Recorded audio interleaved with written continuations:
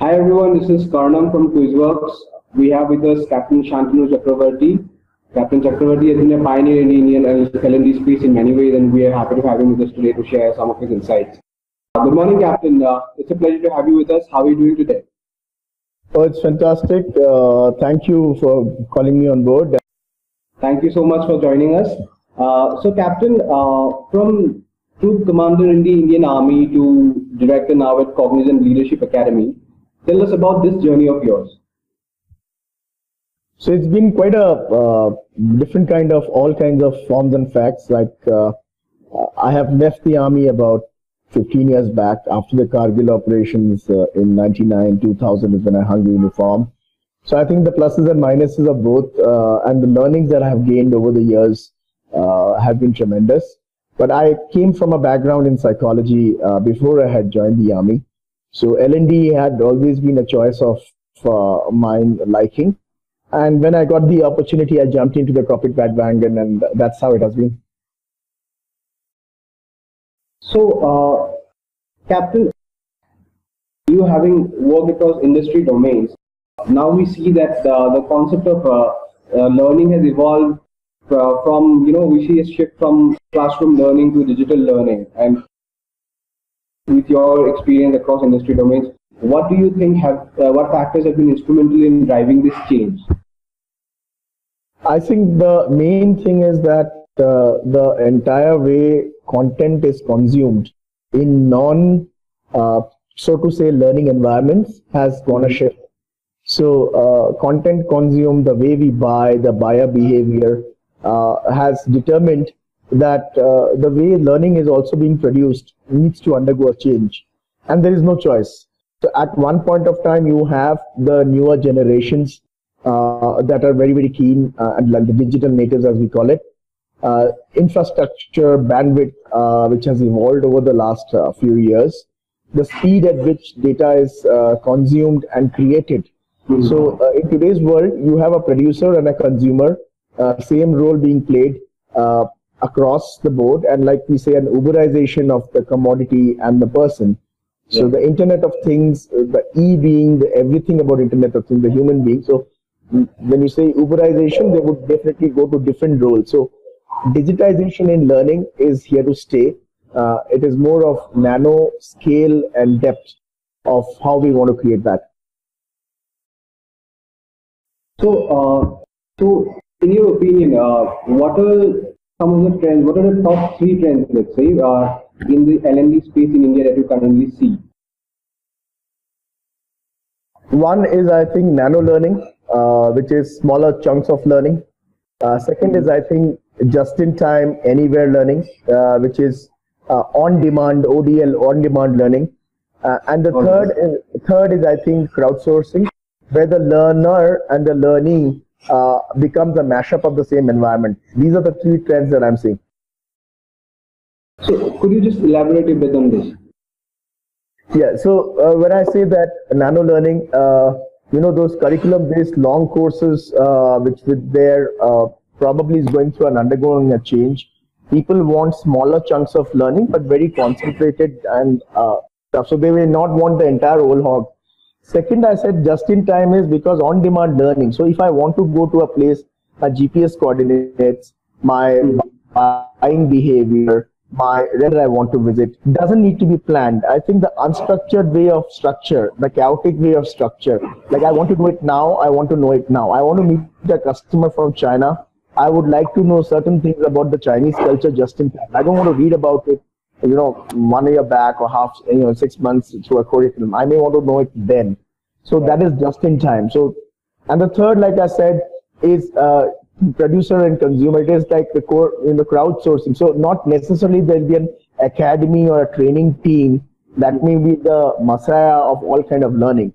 The involvement of the people down in the rank and file become a part of your content dictionary. So that's what I say as crowdsourcing of the learning.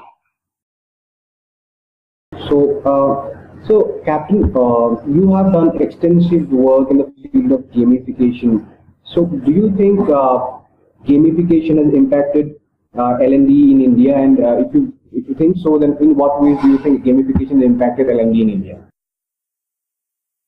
Yes, in the sense that I would not say the impact has fully been seen, because it is more like the mindsets being challenged. But definitely processes, engagement models, pedagogy, using gamification as a technique is there. I mean, people are seeing the benefits of it, because I have one theory on gamification, which is a very one-liner, which says nomination to addiction. The most of the biggest nightmare of learning professionals is nominations. You don't get people coming for your programs. If you you defocus from nomination, focus on addiction, automatically it is taken care of. So I think gamification does that. It to an extent creates an addiction for the learner, and that being the precedent, it is something which is really impacting the way we curate our learning content. So having said that, if I were to ask you specific to a couple of areas, let's say the onboarding of new hires or policy or compliance learning within organizations. So what do you think has been the impact of gamification in those two specific areas? So I think some of the companies, because the onboarding time for large IT companies, let me talk, is like from the time they are given an offer letter to the time they come onto the system, there is a lot of gap which is there. There's a waiting period. So onboarding some of the companies, some of the hotel industries, some of the companies even within India, the IT services companies, have used gamification models, created cliques and subgroups within the new hires to create their environment and an engagement level, you know. So that is one area definitely you can start doing, and you do not need to have a structured facilitation process, because it can be done on a platform. So new hires is one way, lateral induction is second way, processes and policies are the way you want to tell the new people. Using gamified models is yet another way.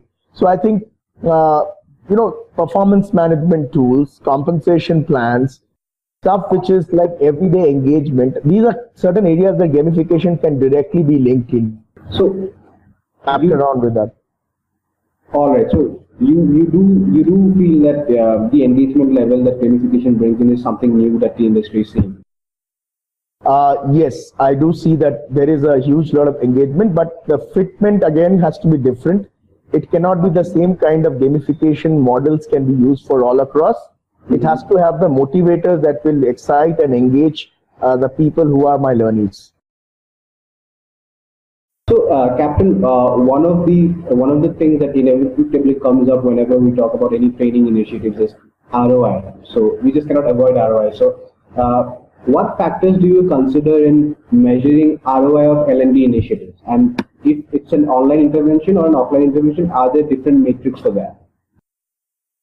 So I think the genesis of ROI is still there as a fuzzy logic, I would say.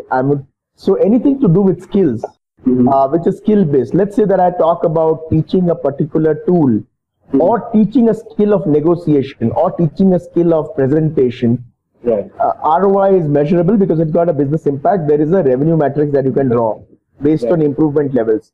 But whenever it is a behavioral program or intervention, ROI directly cannot be measured to a large extent. What can you use? You can use supporting collaterals like 360-degree systems to kind of corroborate whether the person has actually shifted, along with some kind of psychometrics.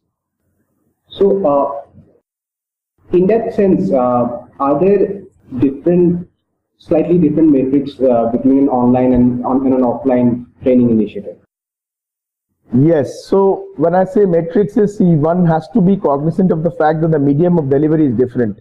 So it's like you cannot have, it's like an apple and cheese. So you cannot have two things being measured on the same metrics. There would be different metrics that is there, and what needs to be done is the weightage that is given to it. So the weightage that is given to each of those metrics may be different. Technology or technical aids in learning content, the weightage that I will give in a classroom session would be far lesser than what I give in an online platform. And hence I come to an aggregated score of some kind of feedback or the way we measure an ROI for that.